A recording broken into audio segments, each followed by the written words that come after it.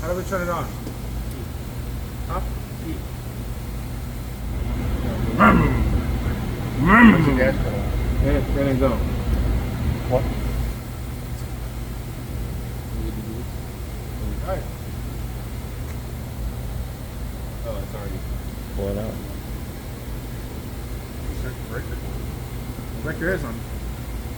You can hear. Is it ON and what's our motion buttons? Oh, that's not the button. Turn it into elf and just hit everything so it works. That's not the button.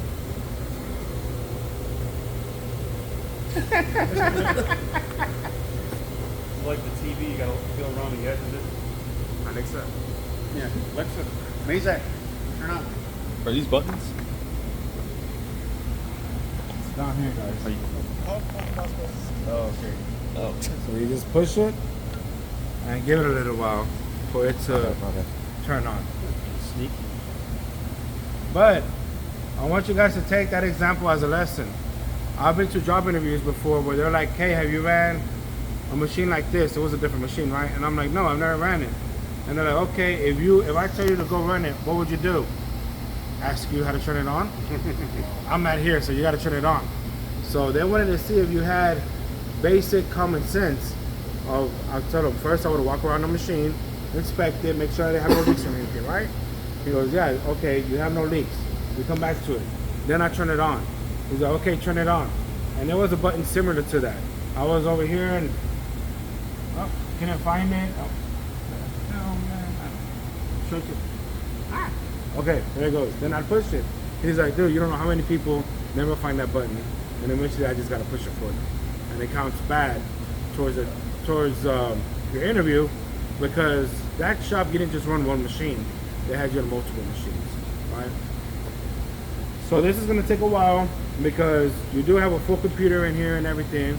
So it's loading up everything, right? It has a lot of memory on it too. So it needs to have everything come up. So once it turns on, you hear your servos, you hear the air in it, the lights come on and everything, right? So this, oh man. For a second I thought that was a machine. Damn. It's calling me. It's calling me. What do you want, fool? Oh, well, I want you to make a facing and then number 2 and put extra cheese on it. All right. So with your screen, anytime it says switch, guys, anytime it says switch, it's referring to the key switch. So just take switch as the key. Be very careful. Don't break that off. Oh. Don't break it, right? You guys were here when night shift broke it, right? And that's all it is, guys. That's all it is. I'm more concerned about Bill and Corey than anybody else. Don't break it. It'll be all right. So when you're over here looking for something, I guess he was looking for something. 100%. And he was over here, and he just went like this, putting his hand down, and he just hit it. That's all it took. Put a cover on it. So be 3D careful. print one. Well, you gotta switch it all the time, so cover will be just a pain.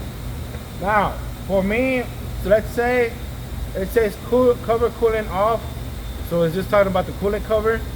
So just push that, and it should take it away. All right. So it's like a computer. So it's saying setup switch has been selected. I'm just gonna turn that off by pushing the X. So this has a built-in maintenance memory inside of it too, right? So it's telling me, hey man, pretty soon we're gonna have to change the filter element of the air and stuff like that, right? But this is towards commercial standards. Like this machine runs all day, every day, 6-7 days a week. Obviously, we don't have it on for months at a time, right? So we don't really need to do so much maintenance on it like it recommends, correct? So to turn this off, we just hit the X, right? Oh, look at that. Now we get this little cool screen on there, right? So for us to go into what we want, we have to push position over here, right? So I hit position, and it changes the screen, right? So it changed the screen. So now here, if we look at this, this is under my command screen right now, right? I'm gonna show you guys how to use the command screen and just the other position screen, right? So in command, this is like our distance to go. this is what we're gonna run our programs on. Because obviously, when we run under Mazak, we don't have our G&M codes that we could see, right? What's gonna be the next move? Oh, it's a G03, X this, U this, whatever. So I know it's gonna come here or go over there, right? You don't have this on here. You can have it because it's called EIA. So EIA is G code and M code. So it can do G and M code, but this is like the master of Mazak conversational code. So why would you use EIA? But you can use it, right? So when you use Mazak, here your next move is gonna be under next command. So it's gonna tell you what it's gonna do next. Hey, I'm gonna move X -6 on my next command, right? Buffering would be like, hey, I'm waiting for this move to go on, right? Remaining is your distance to go. So while the machine is running, we're gonna be looking at all of these numbers because that's what's actually going on, right? So if I see, hey, remaining Z -15 and my end was already down here, then I know we got some problems, right? That's how I'm gonna prevent crashes. Under the command screen, right? So, like I mentioned earlier, we have the hotkeys that show up in the bottom depending in which mode you're in, right? So if I push this one though, it brings up most of my hotkeys, right? So like I said, this one's command, right? So to get out of command, I just push command and then the position comes out, right? We're gonna learn position first because it's so much easier setting your X, Y, and Z under position than it is under command, that it has a lot more information under it, right? So, you ready to get into it? Not sure? So with your haircut, you ain't ready. Go get a haircut, then you'll be ready. You don't want a hat either? I mean, don't despise the Astros, bro. I know they lost, but... You got the Edgar mullet? Yeah, I did. You need to tell your dad to buy you one. If he ain't paying you, at least to pay you in the hat, bro. Minimum. Alright. So, a few things, guys. Like a few of these controls. This is your door, right?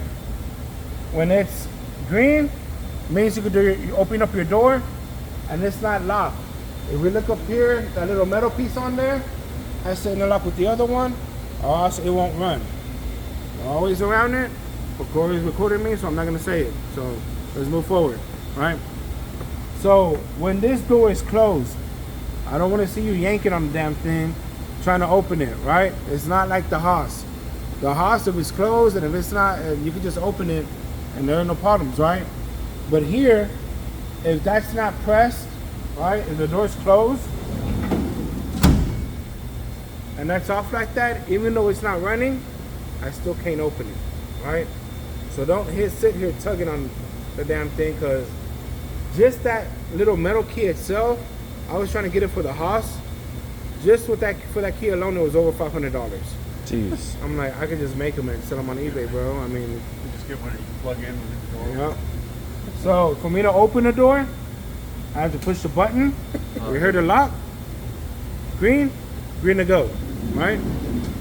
So now, the actual switch, which is your key, when that is red or orange, what would you call that? Orange, red? It's Halloween, so let's just call it orange.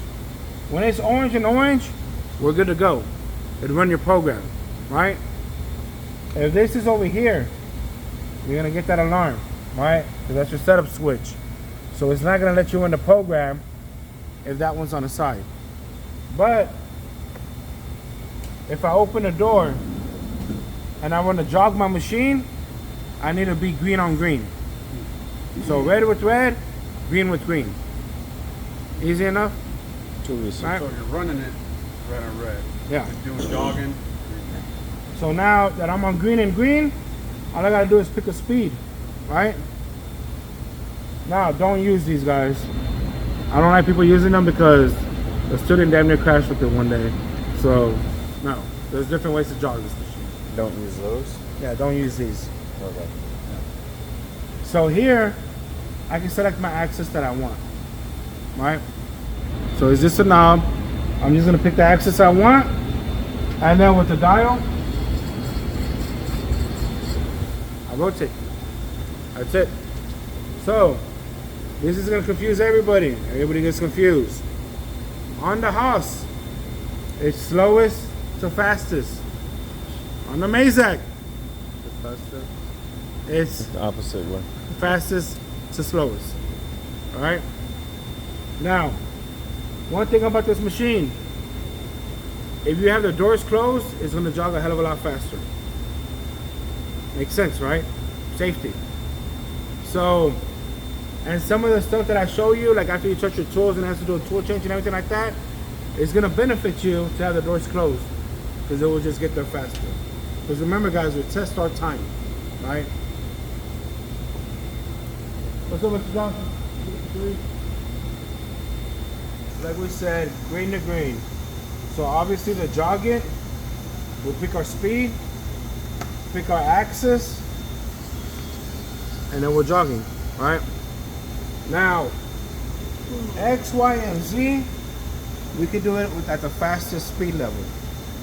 If you have it at the fastest speed and you go to B or C, it automatically drops it to the second fastest, right?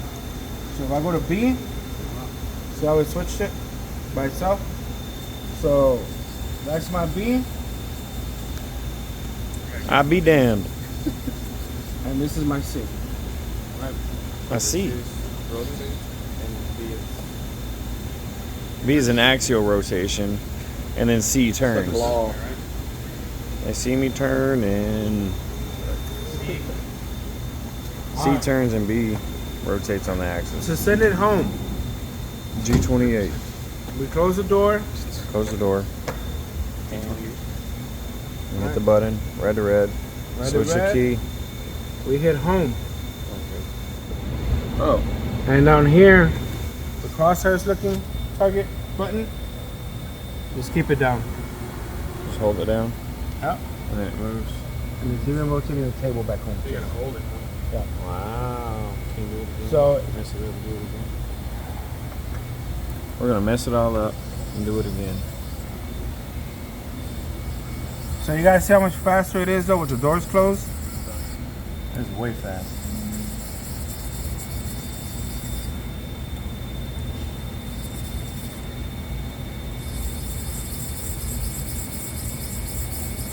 So a good thing to note guys is that if it tracks Z first, then it does all the axes together. Alright? So I just messed it up. So if it's gonna retract Z first, then everything else is gonna go together. So it's gonna hit home and then this button. So home, and then I push this one down. See how Z goes up? And then all the numbers are moving at the same time. That easy. There you go. Sick. That easy. Alright, so that's home.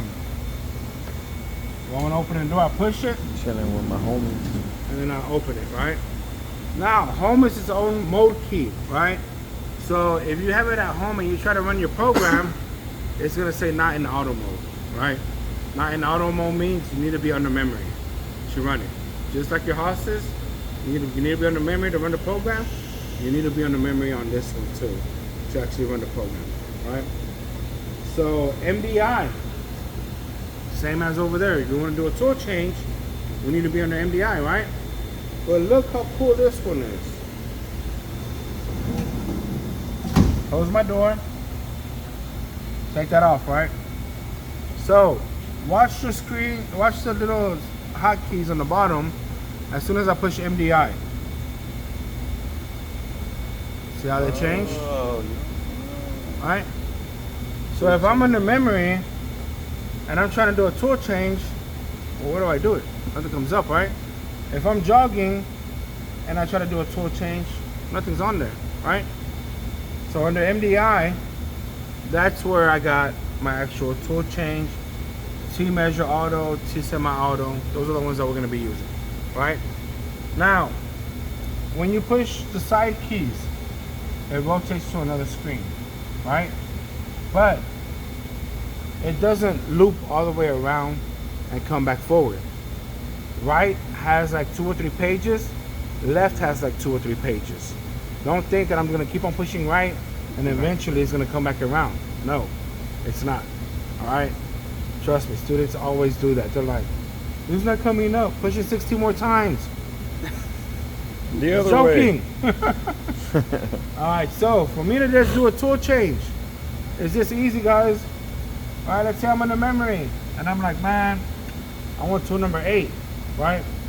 So I know I gotta be on the MDI, correct? So I hit on the MDI. So then it tells me right here, tool change? Yeah, that's what I wanna do. Tool change. So out here it's asking me, hey bro, what tool number? Man, I want number 8. 8 pops up, enter. It gives me my code. So now all I have to do is hit cycle start. And that's it.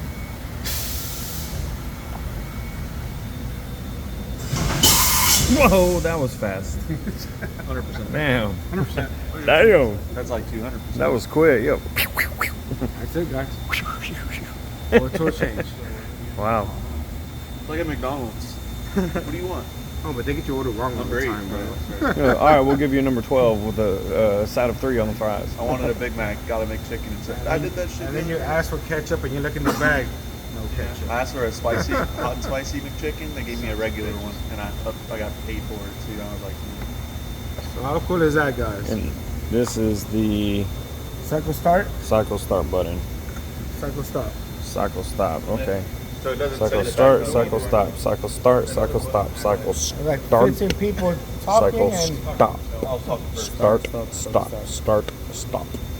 I should probably just put something like Label a little maker. label tag. A little label Start, maker. Stop. You know? Oh, I'll bust out the little sticky notes. So I'm gonna send it home right now, right?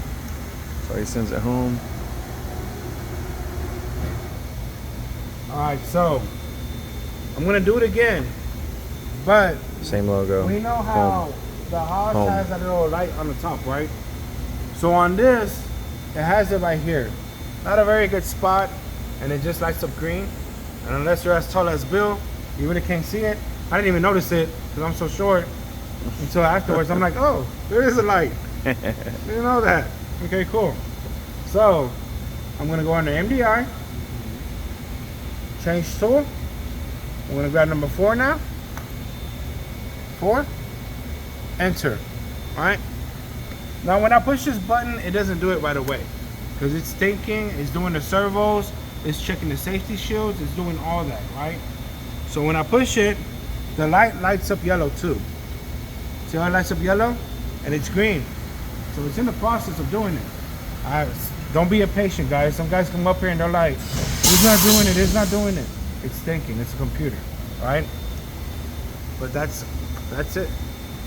That's your tool change. And then mind also the tool number down here, because they put it in a real bad spot, like in the bottom right, and you could barely even see it. Some people want number 4 and they don't see the number, so they push number 4 again, then they hit enter. 44. So now they're asking for tool number 44 instead of tool number 4. So is there a listing of tools and what numbers they are on there? Or? Yeah, so if you come over here, under MDI, where's my tool data window? Alright, there you go. Tool data. Oh, okay.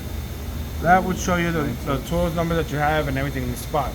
Now with Mazak, Those are manually put in? yeah.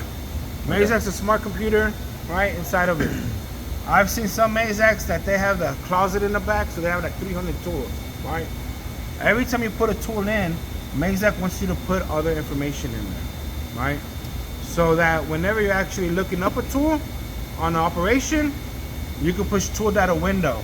This doesn't pop up, but like let's say you put end mills, all the end mills pop up. And you just be like, I want that one. Okay. And they just put it in. It's not like you have to look in a carousel and, no. This, when you put them in there, you're supposed to move all this information with the tool that you put in there, so it recognizes each one that's in there. Does that make sense? All right. So Is that where all the offsets and all that goes to, or? yeah, with it on there also, but offsets you could also put in your program. Like we're gonna tell it to go 2 inches above the part, and I'm gonna show you guys how to do that too. All right. All right. So On this also, it has a probe. It has a probe setter in the bottom, right? And we use that to measure our Z. So we just got this, well, we just found this probe. Damn probe was sitting in his machine for like 2 or 3 years. I didn't even know. And so the guy came and serviced it. He took this panel off back here. And then I was like, what's in that box? He was like, I don't know, I just opened it and the box is there. I was like, man, that says Renshaw. Renshaw's known for being probes. Like, is that a probe? I took it out the box. $6,000. Damn.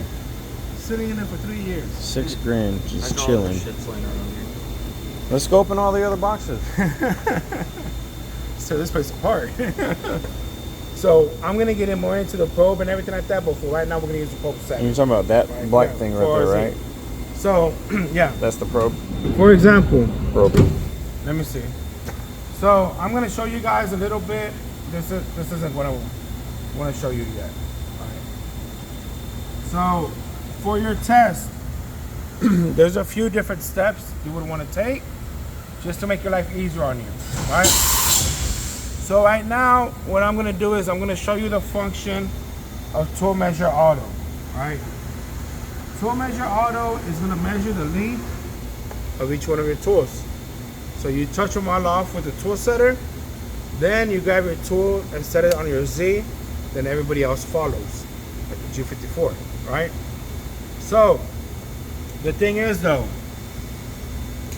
we have a few different measures, right? We got Tool Measure Auto, Tool Measure Semi-Auto, correct? Semi-auto, semi-auto, how the hell you want to say it? Half auto. So, for like an end mill or a drill, it's gonna be auto, because it's gonna touch right at the center of that drill, or the end mill, right? So it already knows the center of the spindle. So obviously that tool needs to be at the center, right? The end mill or the drill, whatever. The semi-auto, that one, we have to position it, because let's just say for that face mill, what happens if I take that face mill and I touch off the center of it? Look, do me a favor, Junior. Give me that face mill over there. It's all the way to the back to the right.